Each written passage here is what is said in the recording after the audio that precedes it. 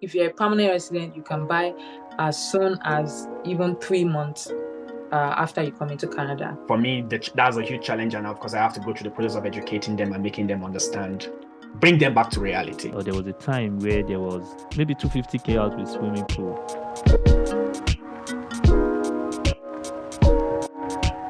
Hey, welcome to another episode of the Thriving Immigrant podcast. I'm so excited to be doing this again today. First of all, I want to say thank you to God for the opportunity to host you. And I'm so happy because I've got some amazing guests on the show. These guys, they've been my friends for a while, but the guy particularly has been my friend for over 15 years. The friendship started back in Nigeria. And I've been part of his journey, and I'm so impressed and excited about what he's building and what he has built. They are now realtors, Canadian licensed realtors, and there's no better time to talk to people in real estate in Canada than now. So join me in welcoming the Oyedepos, Shola and Morenike to the Thriving Immigrant podcast. Thank you so much, Paul. We're Thank glad you, to Paul. be here. Okay, so let's just go straight into it. Can you guys, I don't know who's going to go first, maybe Shola or Morenike. Can you guys just walk us through your immigration journey? How did you find yourself in Canada? And I think Shola will be the best person to start. All right, thank you, Paul. Yeah, that's a very interesting topic. And looking back in time, yeah, it shows how time flies. And to kind of walk everyone through my immigration journey, it started way back in high school, secondary school, as we call it back home. And so that's way back 2021, 2022, sorry, 2001, 2001, 2002. I'm sure most people will be like 2022, so you just finished high school, okay. And so I thought to myself that I didn't want to do my post-secondary education in Nigeria, right? So straight out of high school, I started applying to universities in the States. And my aim was, I didn't want to do anything in Nigeria, right? So I wasn't even serious with the old jam, applying to the universities. I was more focused on writing my SAT with the hope of getting admission to the States and traveling for my studies. Of course, at the end of the day, things didn't work out as planned. However, I kept trying. Even at my tutorial level, I was still writing SAT to try to figure out how to get to the States. And it dawned on me, my tutorial level, that was not going to happen. And so, of course, I had to buckle up and I graduated from the university. And I still didn't feel accomplished, right? So I kept applying to go abroad for my postgraduate degree, right? This I did. I got some admissions in the US, also in Europe, but of course, immigration wasn't working in the sense that I didn't get my visa was an issue, so I couldn't secure a visa. And so yeah, I let it go and I decided to move on, right? Fast track to 2008, I moved from Kaduna to Kwara then. And then coincidentally, I met this beautiful lady on the call with us. And so we happened to attend the same church. And, then it was just friendship, hi. And as we got to talk, I discovered that we had a lot of similarities, right? And one thing that really fascinated me about her was she also had that intention of immigrating, right? So she wanted to go abroad for her post-secondary education. And to me, was like, this used to be me, right? So I didn't really give it any further thought. I was more like, yeah, giving her the support I could, giving her some advice based on my past experience. And fast track to 2014, we eventually started dating. And fast track to 2015, we got married. And so while all this was going, she was already applying to Canada to come study. Of course, I was giving her lots of moral support. But then it didn't really dawn on me because it was more like, yeah, if she's coming to Canada to study, then it means I have to also figure out how to join her somehow, right? So getting married changed the whole dynamics for me, and I revisited my previous passion of immigrating. And so, she moved to Canada on the study visa 2015. And then for me, I started applying for a postgraduate work permit in a bid to also join her. I got denied twice. And then I tried visitor's visa. I got denied twice. And I said to myself, what's the point of doing this over and over again without making an headway? So I decided to go the route of the Express Entry program. And so, of course, I was resilient about it. I took the IELTS exam, did my West verification. And based on the first result from the IELTS, we were able to get notification of interest. Sorry, expression of, no, what's it? NOI. Canada gave us NOI. And we had a short time to respond back with an EOI. And within that period, I decided to take the IELTS again. And then I got a better score. And of course, proud to even, that period of the NOI expiring, we got the ITA, right? And 2018, after about 2 years, 6 months-ish, found myself in Canada. And then, of course, I joined my wife. And yeah, so that's just a little bit about the journey, the immigration journey, right? I'm going to segue a little now to the entrepreneurial journey. And that also kind of dated back to my days in the university, right? So for me, I've always wanted to have extra cash, despite getting support from home. And so in my entrepreneurial level, I began to, of course, I was never serious in school. That's the bottom line. So I started thinking of ways of making extra money. And so I got myself a gen, I had a laptop, and I bought a printer. So what I did at the time was for people who are writing their projects, I typed their projects for them, I printed it for them, and then I made extra money. It's so fascinating that at a point my parents called me and they were like, you didn't ask for money last month, right? And that became the norm going forward because I had more than enough from that. So that opened my eyes to the fact that, of course, entrepreneurship pays, right? And there are challenges initially for sure, but if one perseveres and one is focused and one knows what they're doing, right? It always pays off in the long run. Thank you so much, Shola, for that beautiful love immigration story. Every time you talked about the love part, I could see Morenike smiling with all at it. Now that I'm even saying it, she's still smiling. So it's interesting to know that you guys connected on, like, you guys aligned in values, and it's like both of you had the vision. You knew what you wanted.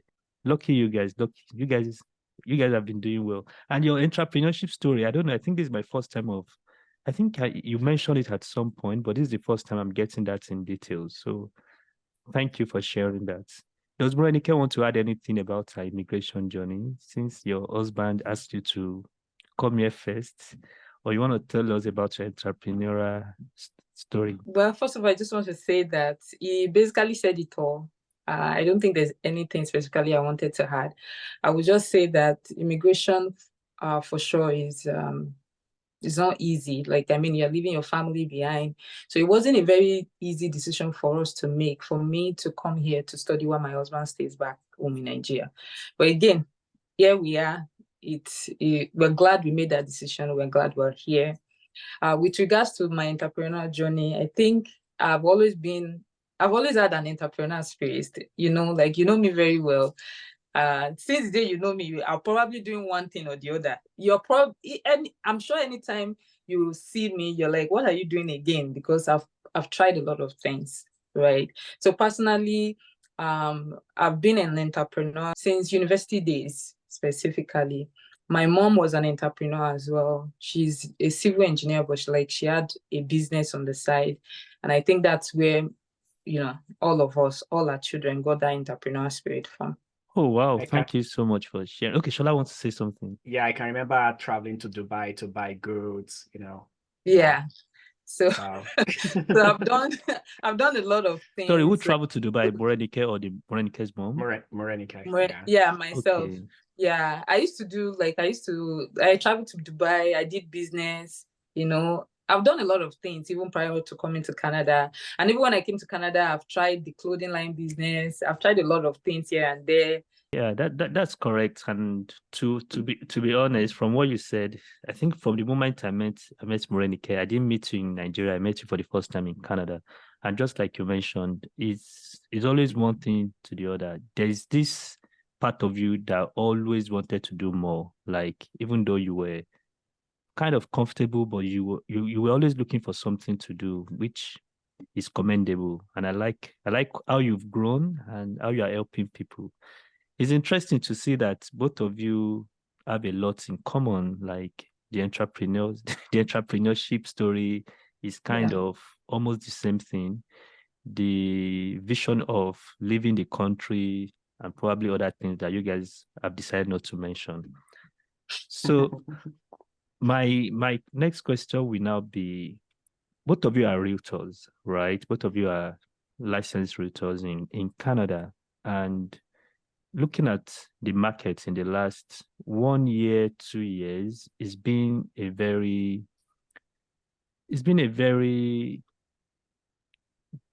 difficult period for people, for maybe even buyers and sellers. So, and you will agree with me that it's because of the interest rate that's been going up until recently that it hasn't gone up and it hasn't gone down. So for you guys, how has the interest rate, how has it affected the market, and how is it affecting consumers? So I just want to say that last year was a lot of ups and downs despite the interest rate. So we had times where even as the interest rate was going up, there were still buyers in the market. There were still people that were selling. We got to a point in time where it looks like there was a standstill. No one was buying and no one was selling. Like there were some sellers, but there was just people there was just a lot of nervous buyers in the market. People just were nervous. People just didn't want to make decision to buy. So I would say last year was one of the toughest years for the real estate market, just because of that interest rate. And again, like I mentioned, there were a lot of ups and downs. There were times where, despite the fact that the interest rate was really high or was high at that point, we still had multiple offers. We still had a lot of people in the market. I think the toughest moment for the real estate market over this 1 year period has been times where there's been a standstill, like really nothing was happening. And sometimes I look at those times and I'm like, this is really scary. Like people just, and it's not like there are no good deals out there. There are amazing deals that when you tell people about these deals, you're like, this is the time for you to get into the market. But a lot of people have gotten to the point where that statement does not work for them anymore. It's like, we have seen the worst of it. Like, we've seen people who can't pay their mortgage. We've seen people who were paying $2,000 when they started their mortgage, and now they are paying $6,000. And you're telling me to go ahead and go into the market? No. So we had a very difficult time in the market, or I would say we're still feeling the impact in the market as of today. We're seeing a lot of people, we're seeing the market pick up gradually in January of 2024, which is amazing. And I suspect, or I think that the market will continue to get better, because we are seeing crazy things happening. Of recent, I think it was last week that Matami sold their pre-construction project in Milton, and shall I help me with that? Is that Caledon? And the amount of people that were in the office, they sold out at 12 p.m. People were massive at the location. So that's to show you, like, you're seeing that volume coming back again. We are getting to the point also where we are seeing bidding wars coming back again. So the market is gradually picking up, but it has not always been like this. So again, the ups and downs is just there. Oh, thank you for sharing. Sorry, I was on mute. So there's something Morenike mentioned that I find interesting. He talked about bidding wars, and I'm curious. Like, is it a normal scenario? Is it meant? Are we meant to have bidding wars? Like the way you talked about it, like, okay, things are getting back to normal. We are gonna start seeing bidding wars again, or is it peculiar to the Canadian real estate industry? So I just want to say, first of all, I want to say that bidding wars does not, I want to go back so that people don't come for me. Bidding wars does not really translate to the market doing well, right? Bidding wars just tells us that there are a lot of activities coming into the market. Now, one of the first questions I asked when I became a real estate agent was has it always been like this? And the answer to that question is yes. Even 10 years ago, 15 years ago, there were bidding wars. They may not be as crazy as they are right now, but there were some sort of bidding wars even in the past. So, so bidding wars, yes, does not translate to of course, nobody really likes the bidding wars, really, candidly, because when there's bidding wars, it's like you're buying a house at a rate that at the value that is not really the exact value. Like you're just buying it because, I mean, bidding wars happen when demand is more than supply, right? You have one house and you have like 5 people, and that should not be the ideal situation. I think that's the problem that the Canadian government is trying to fight right now. Get more houses into the market, encourage building of more houses, like encourage more supply, so that it's going to be so that the market will be leveled. But unfortunately, it's just we're at that point where I don't see demand being equal to supply in a very long time. I don't know when we're going to see that. But right now, what we are seeing is we are getting to that point where the demand is coming back in since the interest rate has stabilized. Thank you. Thank you for clarifying that. Okay. But it's interesting to know that the bidding wars have been in existence for quite a while. So there's something unique about the Canadian real estate industry that the government needs to address. And I wish them all the best. I think I can add a little bit to that. So recently, I'll say there's a sort of change or modification to the current real estate how will I put it, regulation for not just Ontario, Canada, right? And the whole idea is to kind of not entirely eliminate the bidding wars, but create more transparency around that. Because usually what happens is that someone comes, sees a house and they say, I like this house, I want to buy it. And someone else comes, and then of course, the previous person needs to be notified that someone else has placed an offer on the house you're interested in. And in order for that house for you to get a house, you have to put in an offer that is greater than what they are putting in. However, in the previous stance, the previous person doesn't get to know how much the second person is putting in. So they in a bid to really get it, especially if it's something they really want, they kind of put in an offer blindly, right? In a bid with the hope that, whatever they are putting in will outbid the second person. Right. So with this new regulation now, it's more like, okay, everything will be transparent. Everybody knows what's coming in. And I think that will kind of, help with managing expectation and also making sure people are not just buying houses at outrageous amounts. Yeah, I like that. Thank you for adding that, Shola. And I think it's a good development. I really support that initiative because we've seen cases where somebody just added 100K. True. And he probably made that decision blindly, like you mentioned. If there was a transparency, like, okay, this person added 2K, let me add 2K. And of course, when you add 100K to something that the real value is below 100K, you are also expected to make profit whenever you want to sell. Yeah. And what that means is the 100K you've added, that becomes your new capital, like the principal. Absolutely. So if you choose to sell again another maybe 1 or 2 years or 3 years, you want to make a gain and you are going to use your capital to decide how much you want to sell. So there will be a lot of ripple effect to that. And I think now that the government is trying to encourage that transparency, it will also affect the artificial growth rate of the Canadian real estate market. I don't want to go into all the details of different experiences where somebody bought a house at 500K and woke up like less than a year and it's almost close to $1 million. Absolutely. Yeah, that was during the pandemic though, but thank you so much for sharing that. Now, both of you have been entrepreneurs for quite a while, even though maybe at some point you didn't know you guys were practicing entrepreneurship. But in recent times, both of you now became realtors. Are there any unique challenges that you've experienced typically as a realtor in Canada?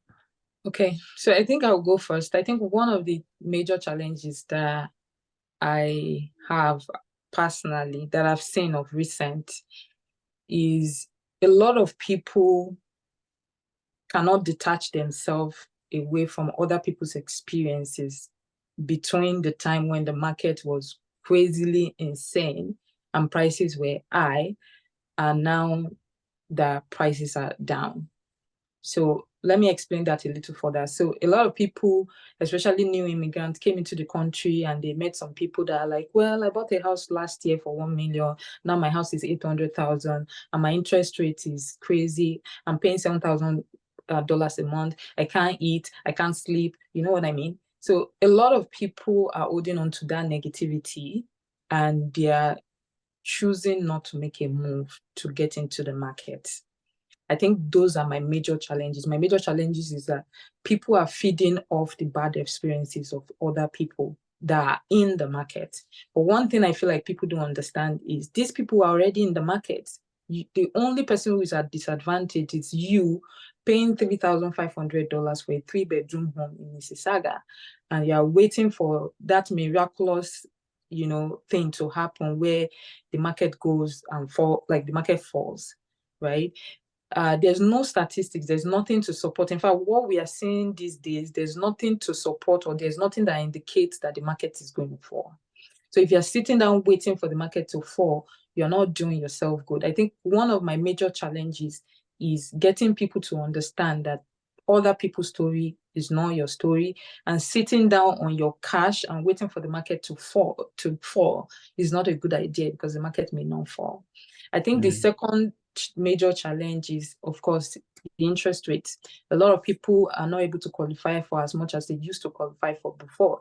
I mean, when we bought our first home, I think combined income was probably about maybe a little over 100,000, and we're able to qualify for a 500,000 home. Right now, if you want to qualify for a 500,000 home, you have to be earning close to 150,000. How many people really do earn 150,000 in today's as an average Canadian?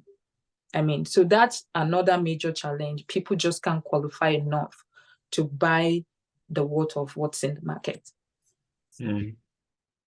Right. Thank you, Morenike. So before Shola mentions his own challenges, I appreciate the angle you are coming from, but the second point you made is a very critical one. Like the 500K house or 500K mortgage that you even want to qualify for, there's not even 500K house in the first place. Yeah. It doesn't exist anymore. There's probably no 500K house. There might be, but if you really want to get 500K house, you probably need to move to the extreme outskirts. Then what are the jobs for you there? And if you're saying 150K family income cannot even give you 500K mortgage, I think that's concerning. Now, people buy the average, I don't know what the average price is but I think maybe like 700, 800, 900. So that means if you're looking at maybe 200K family income or more in this Canada, that's I'm not gonna say anything. So Shola, you can go on with your own unique challenges as a realtor in Canada. And sorry, let me just add to it. So I just want to rephrase that statement. The 500 again, right now with a 150,000 income, yes, you may qualify for a little over 500, but because I'm not a mortgage agent, I don't want to give that perception that if you earn 150,000, there's a lot of factors that determines whether you qualify or not. But what I'm just trying to say is averagely, if you qualify, if you earn 150,000, you should be able to qualify for something decent in the past, not anymore with the current interest rates. Right. Thank you for expanding on that. Thanks. So Shola? Yeah, so it's pretty interesting. I'm going to start from the angle Morenike mentioned around people thinking houses are going to fall, right? So let's look at it from this perspective. 10 years ago, what was the value of houses in Toronto, right? So the whole idea is that with inflation, of course, which is part of the reason why we have interest rates being pushed up, what inflation does is that inflation, of course, from the word inflation, basic term, things get more expensive. Yeah. Right. So, but the fact that we've moved from 2015 and now we're in 2024, even if people's wishes come to pass that the price of houses fall, we still have to factor in inflation. It's not going to go back to 2015. There's been a move, right? Regardless. So that's the angle people should look at it from, which is why, I like what Morenike mentioned around sitting down your cash. Sitting down your cash means that you have less purchasing power. Investing in landed property in real estate means that as inflation is growing, the value of the property is also growing. Plus, you're gaining equity in it, and it's more like you are actually, what's the right word now? Securing your funds. I didn't want to say for proving your funds, or let's say just you're actually securing the value of your funds from wearing off, right? Which is why any day, anytime, real estate is one of the best investments anybody can go into, because beyond just the property, the physical structure, land will always appreciate. So you need to also factor in everything, right? Any part of the world, right? And I read a book back in, I think, 2007 about how the Kuwaitans are able to amass wealth, real estate. Most of the wealthy people we see out there, are they able to amass wealth? The large portion of their portfolio is in real estate, right? So yeah, that's one thing I wanted to point out. And then for me, one of the challenges I have would be people's expectations, right? Being able to align the expectations with reality. I think that's a huge challenge for me. Morenike, I don't know if you remember the lady that said she wanted to buy a house in Bari, and then she gave all this list of, the house needs to have a pool, it needs to be 4-bed, and then she went on with the list, and then our budget was 400,000, right? So that's, for me, is a huge challenge, because people have false expectations, I'll say, right? False expectation of reality. And so for me, that's a huge challenge. And of course, I have to go through the process of educating them and making them understand, bring them back to reality as opposed to fantasizing. Right. That's a very interesting one. Like 400K for a house with pool in Bari, but it's okay. Best wishes to the person. Yeah, I'm sure there was a point that there was 400K house with swimming pool. Yeah. Going back to your first point, I'm sure there was a point, or there was a time where there was maybe 250K house with swimming pool. Like I saw a post on Instagram that was talking about baby boomers selling their house right now. Like some of them probably bought it less than 100K. Now they're selling it at over 1 million. Yeah. Right. I think I remember one of my one listing that I was looking at, and I was trying to find out how much the person bought their house. When I saw that, I'm like, yeah, like what's going on? The person must have. The person, I don't even know how to say it. I don't even know what I should say about how much percentage is the amount, the ripple effect of how much profit they're going to make on the house. Because they probably bought the house for 16,000 or thereabout. It's crazy. Yeah. Wow. That takes us back to Shola's point that real estate is one of the most secured ways to invest your money. And I'm trying to be careful with the words I use, because we are currently in a very different space. Things are really gone bad, because some people may be listening to us right now and will not agree with what you're saying, because they feel like they've made some mistakes.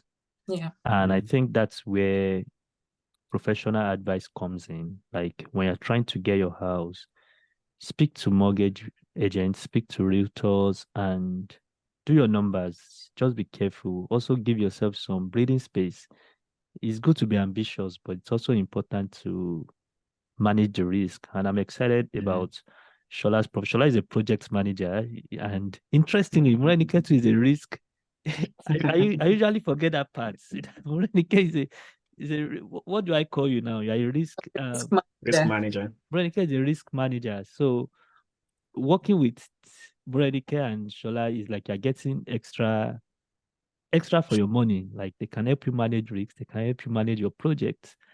Right. It's good talking about that. So you guys have been helping different kinds of people, and I'm assuming that you are probably going to be attracting immigrants because you are immigrant as is. And your story will probably touch more immigrants, and maybe they will trust you better than the non-immigrants. How have you guys been able to help them to find the right property that aligns with their cultural preferences, lifestyle, and financial goals? So I think one of the things I say to most of my immigrant clients is your first home. Everybody says this. Your first home allows you to get into the market. That's all it does. It doesn't have to be. Yes, I've had some clients, some new immigrants, their first home, we got them an amazing, beautiful house. If you see the house, you won't think it is their first home. They got a beautiful detached new build, over 2,500 square foot. I mean, that's the ideal home. But that's not everybody's story. One of the things that I preach to the new immigrant is you're coming in, you want to put your money in a property that you would get good equity from in the future. This is your first home. However, it doesn't have to be the best in the market. So buy something, just like you mentioned, that you can, buy something, first of all, that you qualify for. Don't do more than yourself. Make sure that you can pay your mortgage, stay small, live under your means. And when you get that property, know that, this is my first property. This is not my final destination, but this is a step in the right direction. The other thing I always advise new immigrants, especially people who are saving towards their down payment to buy their first home, is this is not the time for you to live a luxurious life. This is not the time for you to shop on Amazon 247. I'm not against Amazon, but I feel like most people are on Amazon these days, and they're trying to. I would always say a lot of people are trying to major in the minor. Like if your project, if your goal is to buy a home, you will start working towards it from now. Even if the goal is to buy a house in 2 years from now. When we bought our first home, we put a stop to so many other expenses. Our major goal in the house was that home, and we worked towards it. So if you're buying a first home, if you can choose not to buy a car, that would be good. Like if you don't buy a brand new car, if you just buy, a used car for the meantime, or if you just try as much as possible to put all your effort towards that home while minimizing other expenses that you can minimize. Focus on your needs and not your wants or the luxury items, and that would help you to be able to achieve your dream. And again, one of the advice that I give to my new immigrants is buying a home in Canada is not unachievable. It's very achievable. You can do it, and you can do it as soon as possible. I think recently this month, I think it was last week, someone reached out to me and they were like, oh, I have a family member coming from the UK and I was wondering if they can buy a house. I don't think they can. I was telling them, I said, are they a permanent resident? As long as they are a permanent resident, even if they are not a permanent resident, if they are on work permit and they have certain time on their work permit, they can buy. But because there are tax implications for buying as a non-resident, they may not want to do it. But if you're a permanent resident, you can buy as soon as even 3 months after you come into Canada. Although there are other factors we have to look at, but that's just to show you that it's possible to do it as soon as possible. Thank you for sharing that, Morenike. Does Shola want to add maybe one or two? Well, or do you think Morenike has touched it all? Yeah, she did justice to it. For sure, I'd like to add maybe 1 or 2 points. So it's pretty similar to what she mentioned. So most immigrants, new immigrants especially, don't understand the process of owning real estate in Canada, right? So I think for me, what I usually do when I'm dealing with people who are entirely new, because it's more like an orientation shift for them from where they are coming from, where you are able to kind of buy outrightly. You don't have to go through so many process to get pre-qualified, right? And so what I do in that instance is I give them the information they need, more like building on the foundation, right? And the very first thing in this instance would be, what are the requirements? What do you need to have handy? How much do you qualify for? Some people don't know how much they qualify for. They see a house on the internet and they feel, let's go ahead and buy the house. Even if they have the down payment, even if if they have huge money in their bank account, it doesn't automatically mean they'll be able to afford that house, right? Because there are certain things the bank or the lenders have to consider before they extend the balance of that mortgage, right? So as the first thing I do, make sure they understand the basics. What's required? How much you pre-qualify for? What should you be looking out for? What should you avoid, right? Because there are also certain pitfalls new immigrants fall into. One of it being, Morenike mentioned it, right? Well, I'm new to Canada. This car, we're in Canada now. You can go grab a brand new Lexus, right? I mean, anybody, even someone that is just fresh from school can go grab whatever. But then that has an implication when you are ready to buy, because that now reduces the amount you are able to qualify for. It's interestingly enough, because you having $400 payment in car loan every month reduces how much you qualify for by 100,000. Is that crazy, right? Other things also included for people who probably, have like spousal support, right? Having 1,200 in spousal support alone reduces how much you are able to also get by about 200 to 250K, right? So some of these things people don't know, they have no clue.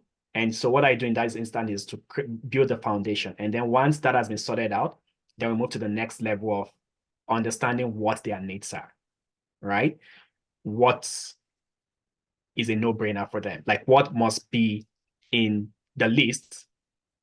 What box must be checked for the property they want, right? So I use that to kind of create like a customized search for them, whereby they get like alerts on the various property within that budget. After, of course, we've gone to the foundation, we know how much they qualify for, what community are they looking out for, like where do they want to be? Do they want to be strictly maybe in a Nigerian community? Where are the areas? And then it's so interesting because everything is on the internet, right? So, I mean, even when they find certain properties that they really want to go in, just because they are new in the country, I don't want them to go through issues.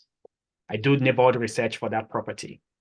Has that property been involved? Has there been anything linked to that property that could, impact the resale value, right? It could be that maybe there was a death in the property. Sorry, I'm going into too much details now.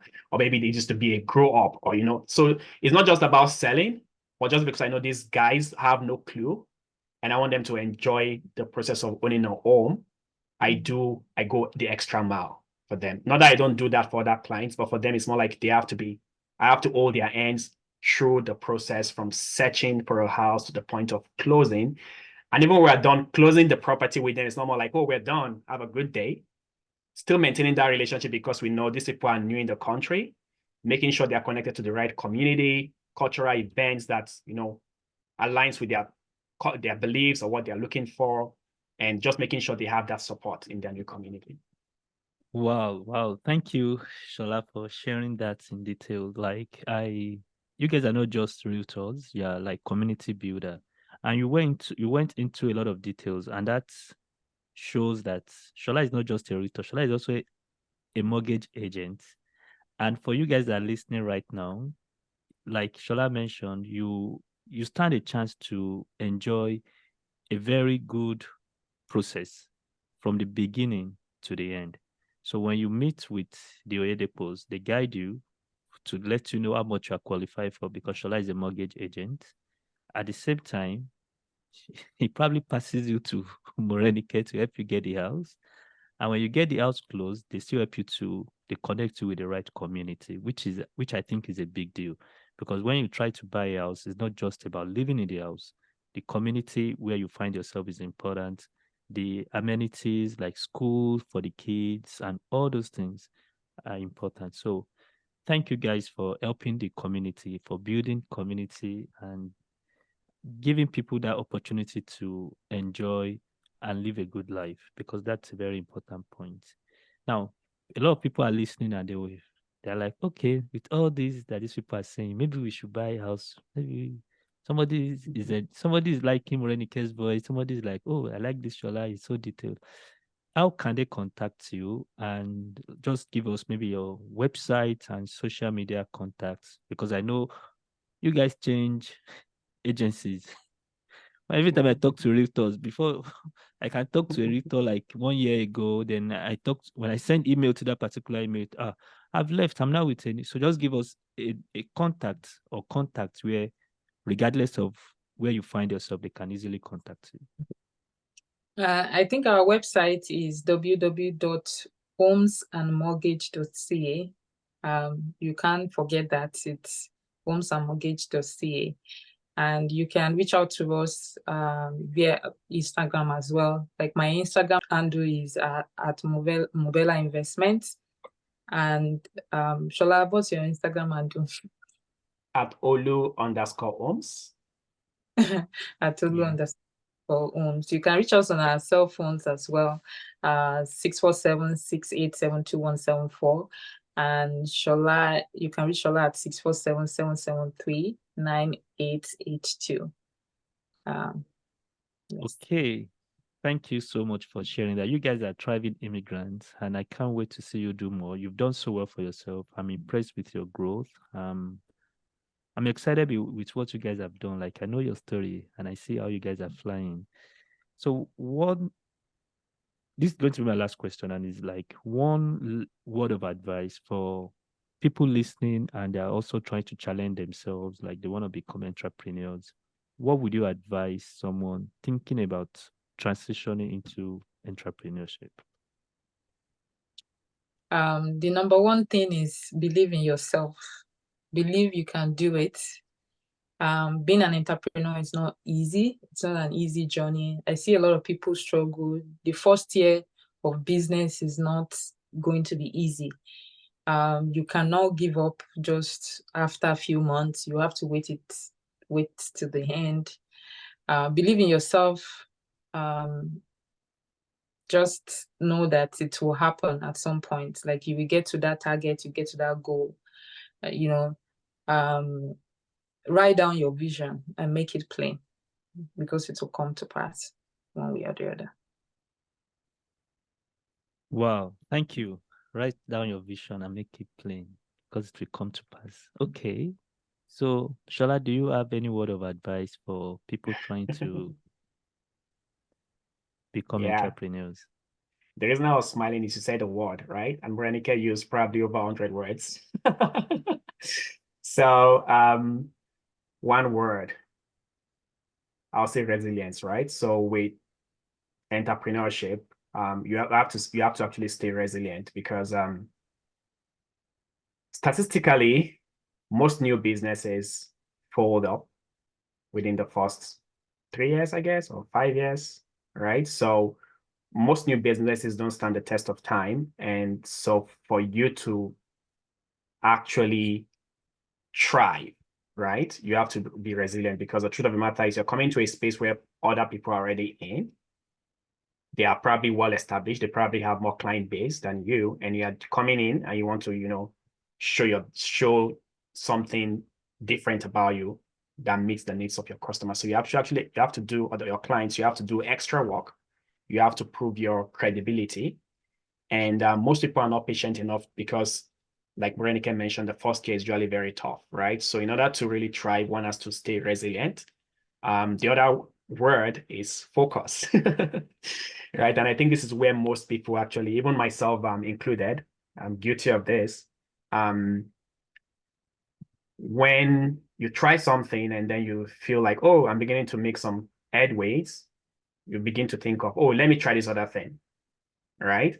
It's good, because at the end of the day, multiple streams of income is the lifestyle of entrepreneurs. However, we need to wait to the point where we are already soaring, like in auto speed, in a particular venture, before trying other things out. That way you are giving your best. You are giving your best to the business. You are giving your best to your customers. And then when you have it well established and you probably have a team that is able to function without your input, then you can try out other ventures. Oh, wow. That's a lot, actually. It's more than one word. And I think you even use more words than Morenike. Okay, but thank you so much for coming to the Thriving Immigrants podcast. Thank you for all you guys are doing for the community. Thank you for being an inspiration. Like, I know a lot of people are looking up to you. You may not know, but you guys are doing well. And I'm excited.